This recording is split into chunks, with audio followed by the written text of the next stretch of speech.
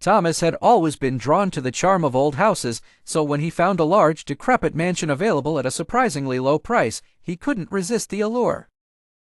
The night he moved in, the house loomed menacingly against a backdrop of a starless sky, whispering secrets only the moon understood. Excitement masked his awareness of the sinister presence lurking in the shadows.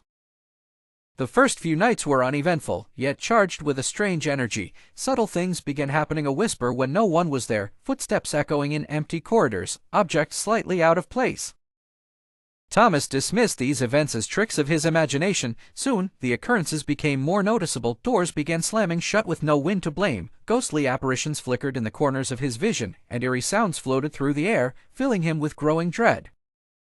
He pored over old records, trying to unravel the history of his new home. With each discovery, his terror grew. The house had a dark past, marred by tales of a malevolent jinn haunting its halls, a vengeful spirit seeking retribution.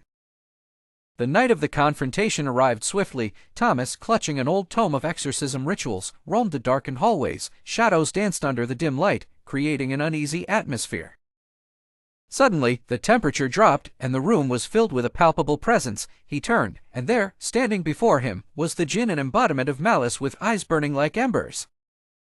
The creature's guttural growl echoed through the walls as Thomas tried to chant the ancient incantations. The air grew thick, choking him with malevolence. Thomas shouted the final words of the ritual, hoping it would work.